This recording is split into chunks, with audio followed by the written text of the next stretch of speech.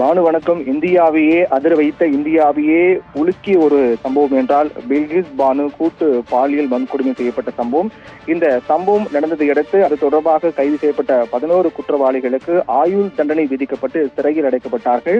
இந்நிலையில்தான் நீண்ட காலமாக சிறையில் இருந்த அவர்களை கடந்த 2022ஆம் ஆண்டு ஆகஸ்ட் 15ஆம் தேதி என்று குஜராத் அரசு அந்த 11 குற்றவாளிகளையும் விடுதலை செய்வதாக அறிவித்தார்கள்.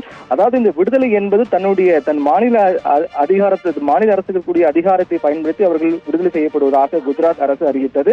அந்த 11 குற்றவாளிகள் விடுவிக்கப்பட்டது என்பது நாடு முழுக்க மிகப்பெரிய பேச்சு பொருளாக சர்ச்சையாக மாறியது. இந்நிலையில் அவர்கள் விடுதலை எதிர்த்து பில்கிஸ் பானு மற்றும் பல சமூக ஆர்வலர்கள் எதிர்த்து உச்சநீதிமன்றத்தில் மேல்முறையீடு செய்தார்கள். இந்த வழக்கானது நடைபெற்ற நிலையில் இந்த வழக்கு உச்சநீதிமன்ற நீதிபதிகள் பி.வி. நாகரத்னா மற்றும் உஜ்ஜல் புயான் ஆகியோர் அடங்கிய அமர்வு இந்த வழக்கை விசாரித்து வந்தார்கள்.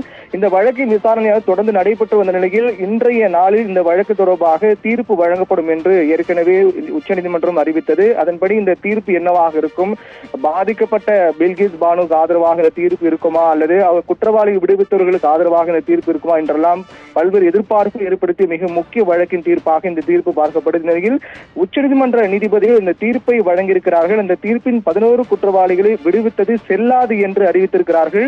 அவர்கள் தண்டிக்கப்படக்கூடியவர்கள், அவர்கள் மன்னிப்பை கேட்பதற்கு எந்தவித தார்மீக உரிமையும் அடிப்படையும் அற்றவர்கள் என்று கூறி 11 குற்றவாளிகளை விடுவித்தது செல்லாது என்று உச்சநீதிமன்ற நீதிபதிகள் பி.வி. நாகரத்னா மற்றும் உஜ்ஜல் புயான் ஆகியோர் அடங்கிய அமர்வு இந்த வழக்கில் முக்கியமான தீர்ப்பு வழங்கியிருக்கிறார்கள்.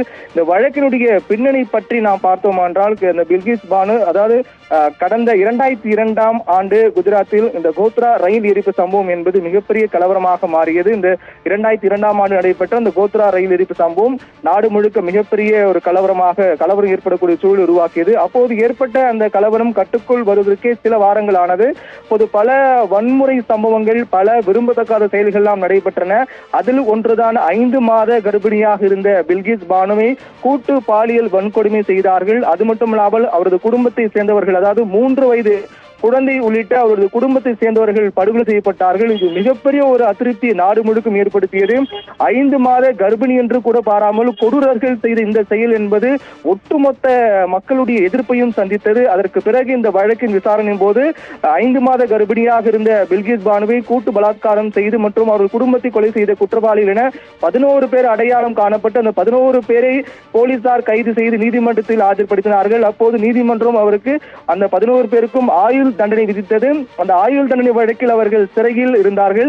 சிறையில் தங்களுடைய சிறைவாசத்தை அனுபவித்து வந்த நிலையில் எதிர்பாராத விதமாக 2022ஆம் ஆண்டு ஆகஸ்ட் 15ஆம் தேதி தான் அந்த 11 குற்றவாளிகள் 5 மாத கர்ப்பிணி என்றும் பாராமல் கொடூரமாக கூட்டு பாலியல் வன்கொடுமை செய்த 11 குற்றவாளிகளை விடுவித்தது குஜராத் அரசு. குஜராத் அரசு தன்னுடைய மாநில அதிகாரத்துக்குட்பட்டு அவர்கள் விடுவிக்கப்படுவதாக தெரிவித்தார்கள். இதற்கு ஏன், அதாவது 11 குற்றவாளிகள் என்பது நிரூபிக்கப்பட்ட குற்றவாளிகள்.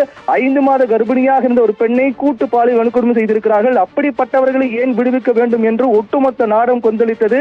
அவர்கள் விடுவிக்கப்பட்டதை அடுத்து முன்கூட்டியே விடுதலையானார்கள். அதற்கு மாநில அரசு கூறிய காரணம் என்பது எல்லளவும் ஏற்றுக்கொள்ள முடியாத காரணமாக தான் இருந்தது. அதற்கு பிறகு அந்த 11 குற்றவாளிகளை விடுதலை செய்து எதிர்த்து பில்கிஸ் பானு, பாதிக்கப்பட்ட பெண்மணியான பில்கிஸ் பானு மற்றும் பல்வேறு சமூக ஆர்வலர்கள் நீதிமன்றத்தில் வழக்கு தொடர்ந்தார்கள். மேல்முறையீடு மனு தாக்கல் செய்தார்கள் உச்சநீதிமன்றத்தில். உச்சநீதிமன்றம் இந்த வழக்கை தொடர்ந்து விசாரித்து வந்தார்கள். அப்போது ஒவ்வொரு முறையும் இந்த வழக்கு விசாரணைக்கு வரும்போது பல்வேறு, அதாவது பாதிக்கப்பட்டவர்கள் தரப்பிலான வாதம் மற்றும் விடுவிக்கப்பட்டவர்கள் தரப்பிலான வாதம் என வாத பிரதிவாதங்கள்லாம் முன்வைக்கப்பட்டது. அதில் மிக முக்கியமாக பில்கிஸ் பானு தரப்பில் வைக்கப்பட்ட வாதம் என்பது, ஒரு மாநில அரசு அதிகாரத்தை பொறுத்தவரை, அதாவது குற்றவாளிகளை முன்கூட்டியே விடுவிப்பதில் திருத்தம் செய்யப்பட்டிருப்பதாகவும் அந்த திருத்த கொள்கையின் அடிப்படையில் பலாத்கார குற்றவாளிகளை மாநில அரசு முன்கூட்டியே விடுவிக்க முடியாது என்பதுதான் அந்த புதிய திருத்தமாக உள்ளது. அந்த புதிய திருத்தத்தின்படி பலாத்கார குற்றவாளிகளை ஒரு மாநில அரசு முன்கூட்டி விடுதலை செய்ய முடியாது என்ற சட்டத்தில் ஒரு புதிய திருத்தம் இருக்கிறது. அந்த புதிய திருத்தம் இருக்கும்போது அதை குஜராத் அரசு மீறிவிட்டதாகவும் அதன் காரணமாக அவர்கள் விடுதலை என்பது செல்லாததாக அறிவிக்க வேண்டும், 11 குற்றவாளிகளையும் மீண்டும் நீதிமன்றத்தில் ஆஜர்படுத்தி சிறையில் சிறையில் அடைக்கப்பட வேண்டும் என்று பில்கிஸ் பானு தரப்பில் முன்வைத்தார்கள். ஆனால் அதே போன்று விடுவிக்கப்பட்டவர்கள் அந்த 11 குற்றவாளிகள் தரப்பில் ஆஜரான வழக்கறிஞர் வைத்த வாதம் என்பது இந்த சம்பவம் நடந்தது என்பது 2002ஆம் ஆண்டுதான் இந்த சம்பவமானது நடந்தது. அதன் காரணமாக அந்த சம்பவம் நடந்தது 2002 என்பதால் பழைய சட்ட நடைமுறை என்பது பொருந்தும் என்றும் அதன் அடிப்படையிலேயே பலாத்கார குற்றவாளிகளை முன்கூட்டியே மாநில அரசு விடுதலை செய்திருக்கிறது. இது பொருந்தும் என்றும் மாநில அரசுக்கு அதுக்கான அதிகாரம் உள்ளது. பழைய விதிமுறையின்படி மாநில அரசுக்கு அதற்கான அதிகாரம் உள்ளது. அதன் அடிப்படையில் தான் அவர்கள் விடுவிக்கப்பட்டார்கள் என்று அதாவது குற்றவாளிகள் தரப்பிலான வழக்கறிஞர் முன்வைத்தார். இப்படியாக வாத பிரதிவாதம் முன்வைக்கப்பட்ட நிலையில் நீதிபதிகள் காட்டமான பல்வேறு கேள்விகள் எழுப்பினார்கள். அதாவது இந்த 11 குற்றவாளிகள் என்பது நிரூபிக்கப்பட்ட குற்றவாளிகள் 5 மாத கர்ப்பமாக இருக்கக்கூடிய ஒரு பெண்மணி கூட ஈவு இரக்கம் இல்லாமல் ஒரு மிருகம் கூட இது போன்ற செயலை செய்யாது. அப்படிப்பட்ட ஈவு இரக்கமற்ற ஒரு செயலை இந்த 11 குற்றவாளிகள் செய்திருக்கிறார்கள். அப்படி இருக்கும் போது அவர்கள் மன்னிப்பு கேட்க தார்மீக அடிப்படையான உரிமை இருக்கிறதா? அதே போன்று இது மாநில அரசை பொறுத்தவரையில் இந்த முன்கூட்டி விடுவிப்பதில் எந்தவித பாகுபாடும் காட்டக்கூடாது உள்ளிட்ட பல்வேறு அடுக்கடுக்கான கேள்விகளையும் அதிருப்தி நீதிபதிகள் தெரிவித்தார்கள். இப்படியாக வாத பிரதிவாதம் நடைபெற்று வந்த நிலையில் இந்த வழக்கின் தீர்ப்பானது பரபரப்பாக இன்று வழங்கப்பட்டிருக்கிறது.